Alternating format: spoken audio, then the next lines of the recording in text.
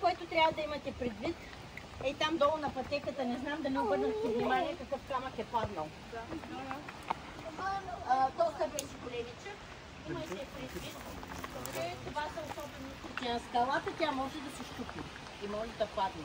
Затова са ни важни тези каски, които ги носим, да не пазят главите. Защото дори и малкото камъче, летящо отгоре, може да нанесе доста поражения върху черепани и всичко останало. Нашата цел не е да се контузим, да се прибием или нещо друго, да се забавляваме. И за това е важно да спазваме правилата и да бъдем колкото може по-защитени. Ако чуете някой да казва камък, това, което следва да се направи, да се залепите колкото може по-близко до скалите или където сте по-навътре, защото камъните се удрят и почват да летят. Понякога се чупят и летят парченца. Важно е да внимавате и да следите какво правят другите хора, особено тези, които катерят. За да катерим, има няколко важни неща.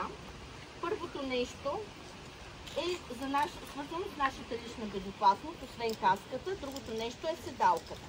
Нашата седалка е направена от текстил, отговаря на определени стандарти. Всеки, който катери, ще бъде обут с такава седалка, защото това е начина да катерим безопасно. Всяка една седалка има кръстен колан. Когато обуваме седалката, той е първия, който нагласяме. Слагаме си я и след това стягаме. Трябва да ви е много плътно стегната седалката на кръста. Защо? Когато увиснем на въжето, този кръстен колан събира всичките ни вътрешни органи. И макар че долу уплътняваме добре седалката, в момента, в който увиснем, се освобождава едно пространство. Идеята е, че тя трябва да е плътно по нас, а не свободна, защото ако случайно паднем така, че да сме с главата надолу, ние трябва да продължим да се стоим в тази седалка, а не да се изнижим като мокра връба от нея. Затова мъничките ще бъдат с специални сбруи, които са не само на кръста, те ще обхващат и раменете, а вече момченцата, които са по-големи, те ще бъдат с седалки такива, каквито показвам. Какво има една седалка? На кръстния колан има инвентарници. Всеки един от тези инвентарници поема максимално тегло от 5 кг. Закачаме ги по такъв начин, че да ни е удобно, когато катерим. Лесно да взимаме и да слагаме това, което ползваме. Това са примки с карабинери. Металната част са карабинерите. Има различни форми. Тук ще ви покажа с муфа, без муфа, с права ключалка, с крива ключалка, с телена ключалка, самозаключващи се. За какво ни служат те? Те са нашата връзка между скалата. Може да видите тези лъскави лепени клинове, които са поставени нагоре. Те са от различни маршрути. Значи, когато катерим, ние закачаме тази примка с карабинер през клиновете и към нея включваме въжето, което е вързано за нас. Обувките за катерене. Сега, аз имам обувки за катерене. Вие ще катерите с обувките, с които сте. Тъй като те са много специфични. Който е идвал в залата по катерене ги е виждал. Изглеждат не такива малки и не особено удобни, но са изработени от специална гума, която има много добро сцепление с скалата. И с тях може да се стъпва почти навсякъде. Когато е горещо, използваме магнезий. Значи, магнезия е грубо казано, нали? Не е магнезия, който пием за да мускулни крампи и какво ли още не е из рекламите. Този магнезий предотвратява потението на ръцете. В момента имаме сянка. Тая сянка ще имаме, може би, още около час и половина, след което ще ни напече. А като не напече, вече става малко по-неприятно. Ние се потим, ръцете се потят, почва да се парзаля малко човек. Затова магнезия ни е важен да се държим стабилно. Това е динамично въже, зеленото, което държи Станимира. Има два вида въжета. След малко ще извадя и това, с което повечето от вас ще катерят. Динамичното въже има известна еластичност, което се използва при водене. Воденето е когато първият човек и в момента ще тръгнем, ще качим и железа, и въже нагоре. Динамичното въже ни трябва за това, че ако паднем, ние закачаме примките, закачаме въжето. Реално ние увисваме на тези примки и въже. Еластичността на въжето поема част от силата на удара, който се генерира при едно падане. Физиката се работи, гравитацията се работи, никой няма литне нагоре, като тръгнем да падаме надолу. И за това закачаме и правим всичко необходимо, за да останем здрави и да се приберем после. Това е един такъв набор, за да екипираме всичко, което ни трябва за катеренето. Това е един стоманен карабинер. В момента почти никой не ползва стоманени, защото са доста тежки.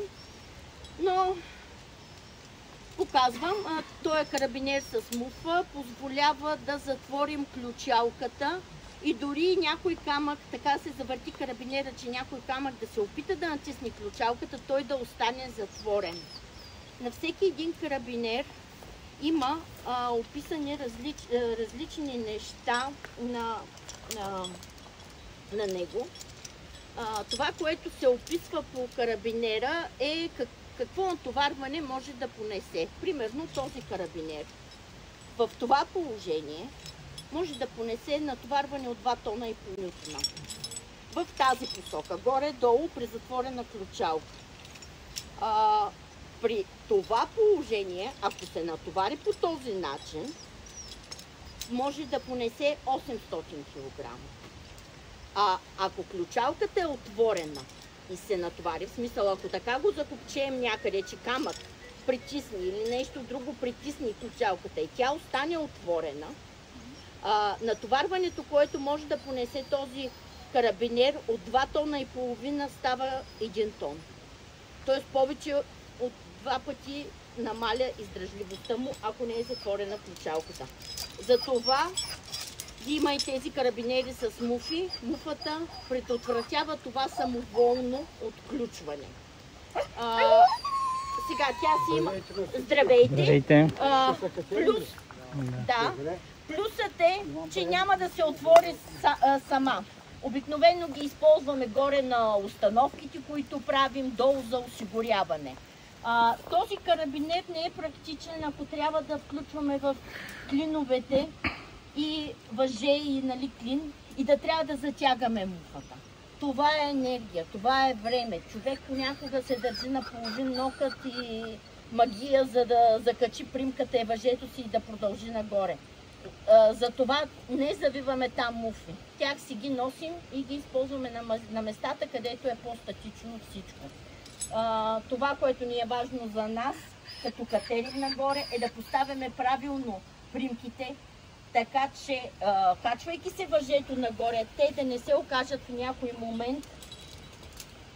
Показвам. Примерно е този първия клин. Правилното включва, защото маршрута ни върви надясно.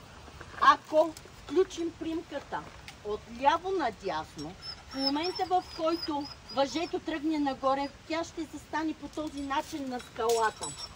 Този начин на скалата не е добър вариант, защото винаги съществува риска някой камък по някакъв начин да притисне ключалката и да отвори карабинера.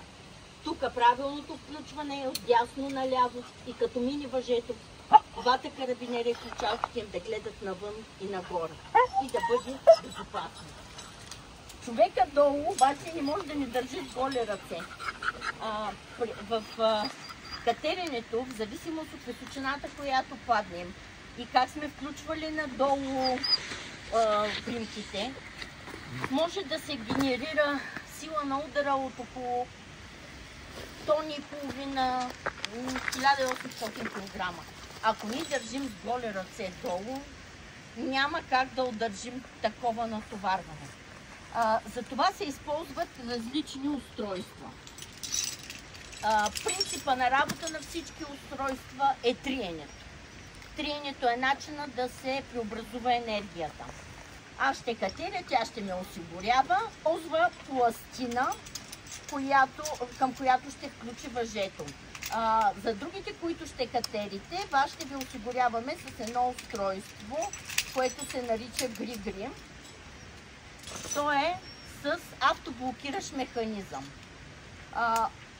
Защо вие ще сте с него? Защото ни трябва малко повече сила в задържането. Тук има много работа с въжето, отпускане, прибиране и всичко, за да може човек да се катери спокойно. А когато вие катерите нагоре, този, който е долу, трябва да не ви оставя свободно въже. Всички ще опитате и да осигурявате и да катерите. За това ви го показвам устройството. При него какво се случва? Въжето, което имаме, то е нарисувано къде ни е катерещото човече и къде е ръката, която осигурява. Въжето се прикарва, устройството се затваря и когато нещата се случват плавно, то си се движи във всички посоки. Но при един рязък, чакай, катерача не пада, не е долният човек, при един рязък удар, нали, както си върви, катерещия отива нагоре. Ако той направи падане, това устройство автоматично блокира.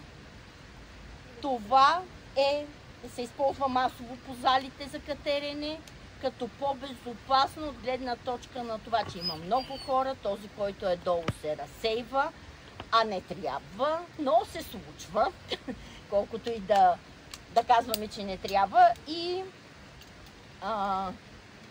така, това е допълнителен механизъм за защита на човека, който катери. Като колана на колата, точно така. Има и други устройства за осигуряване, които са на принципа на триенето. Едно такова устройство е осмицата. През нея се прекарва по различни начини въжето, за да се осигури пак триенето. Здравейте! Здравейте! Здравейте! Така, това е единия начин, при който се прикарва въжето през осмицата. Има и друг начин, който я прави по-мека самата осмица, но ние тук няма да ползваме осмица днес. Осмицата създава много голямо усупване на въжето и в последствие ни се налага много работа, за да го изправим и да го навием. Защо казах за 5 килограма на инвентарниците? Защото инвентара, който слагаме по нас, в момента ние сме на учебни скали. Когато отидем на алпийски маршрут, там носим, освен примки, карабинери, носим чук, носим клинови, носим френдови, носим клеми.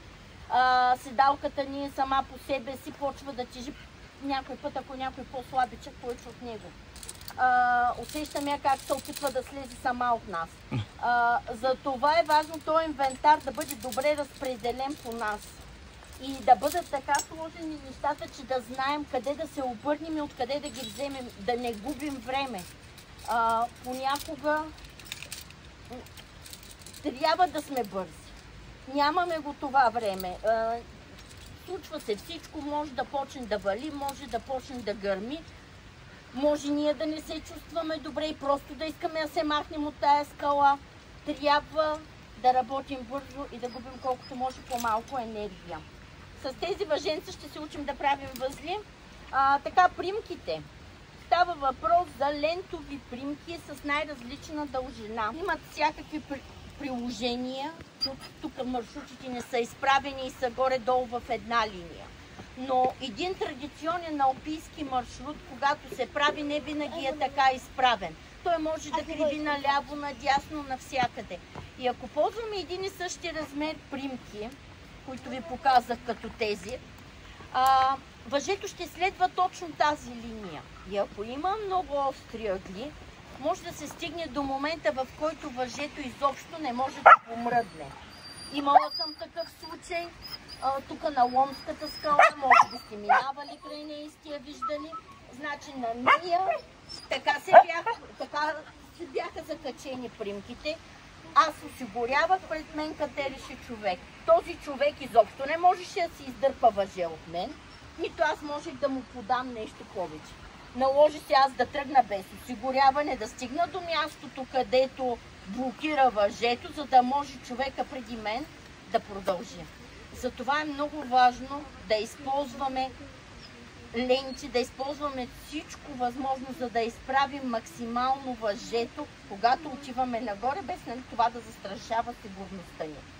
Тези черните, виждате, че имат различен размер. Оранжевата е едната черна и тази червената е 120 или 150 см.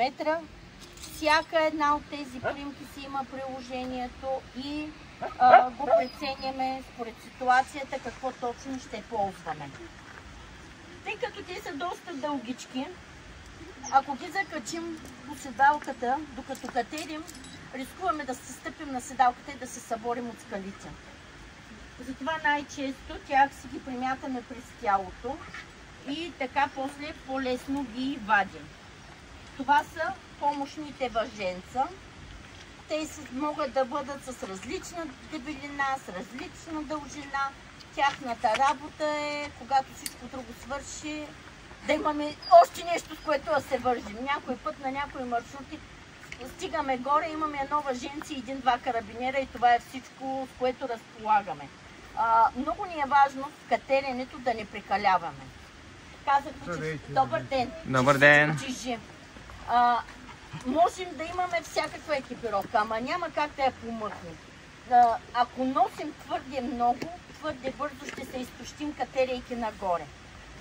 Колкото и да сме здрави, колкото и да сме силни, хайде, ако имаме да минем 10-15 метра, ще го преживеем.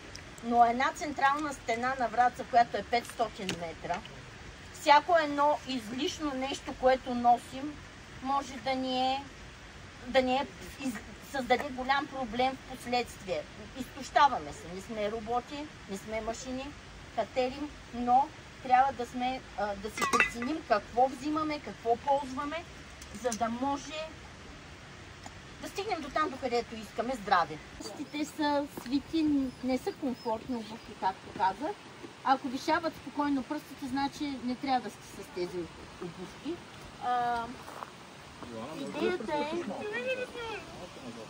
Идеята е, че като стъпим, крака ни трябва да остане там, където е стъпал. Бях си купила едни изпадрили, в които ми беше малко по-комфортно, не бях съвсем смачкана, както съм в тези. Случвало ми се да стъпя и крака ми да се завърти вътре в обувката. Аз не катеря, нали, отскоро, смисъл, аз съм започнала да катеря 93-та година. Отскоро, да. Бях много изненадана от това развитие, нали, с завъртането.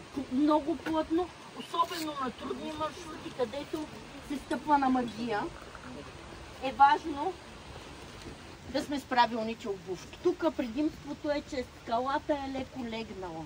Тя не е като примерно в залата, където е отвесна или надвесна. Тук по-отвесната част е горе. Реално... Добър ден. Тук долу началото е лесното, макар че лесно е относително. Всеки ще си го прецени за себе си как му изглежда.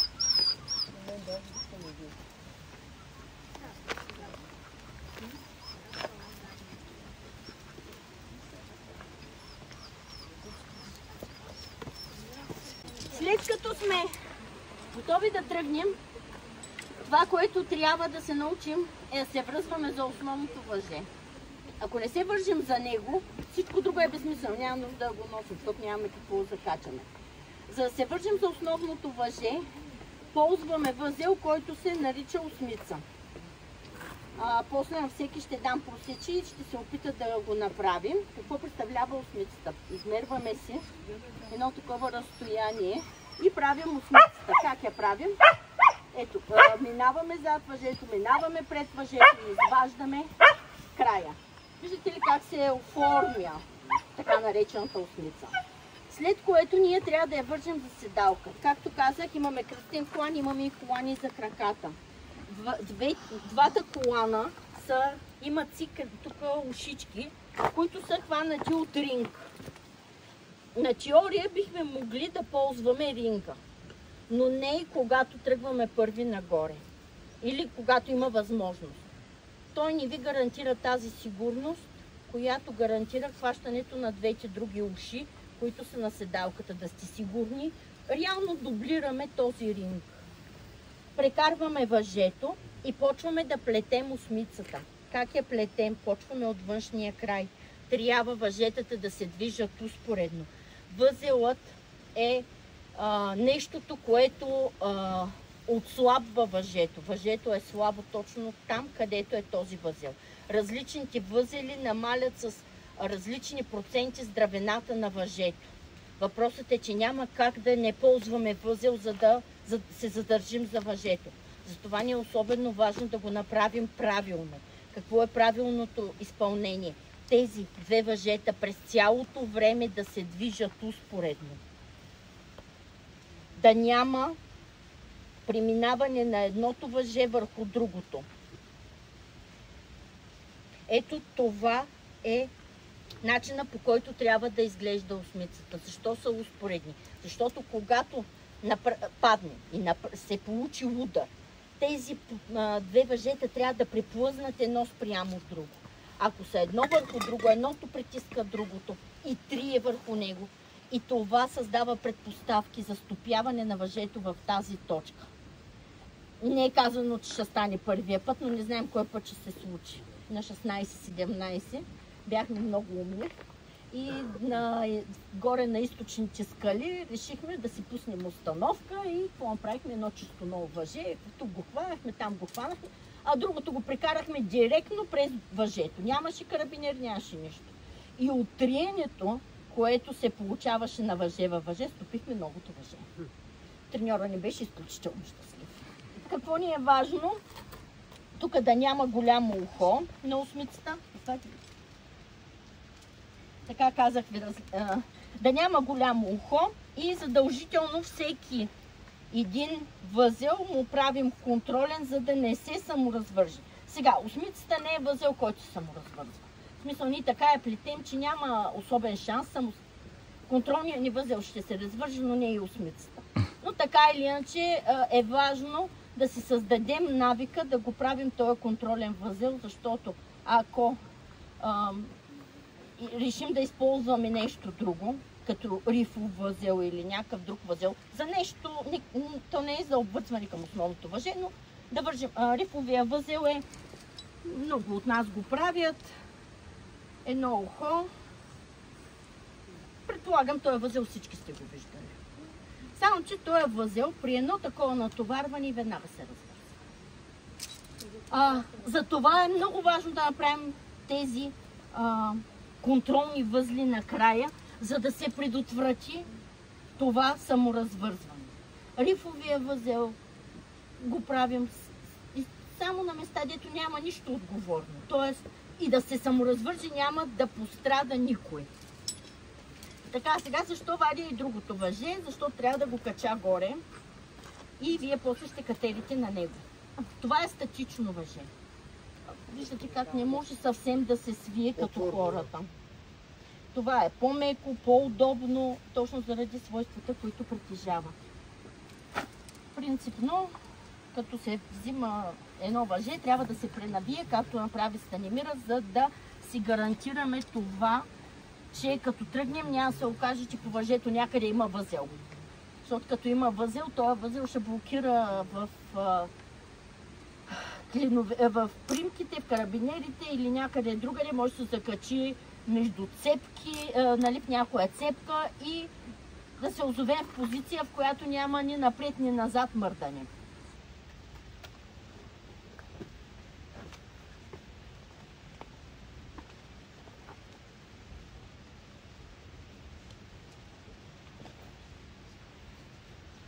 Това е двойна осмица с по-големи уши. Може да се използва за много неща, включително и да си направим седалка, когато нямаме такава. Примим.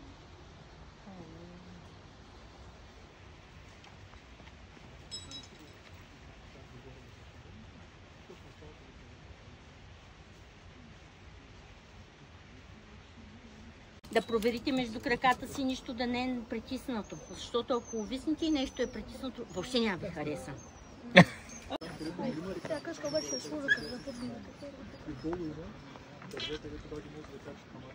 Дишаш ли? Това е тая свобода, всички дишат. И сега ще видите. Ще дишате ли? Сега ще те вдигна след мъничко. Ако боли нещо, веднага казваш, окей? Добър ден! О, Нелката! Готов ли си? 3, 2, 1. Къде? Ето тук леко. Нагласи се. После ръка долу и примятаме. И примятаме и така докато свърши въжето. Другия вариант е, на който не му се сурка въже по врата. Една намотка в от едната страна, другата е от другата. Идеята е, че по този начин по-малко се усуква въжето.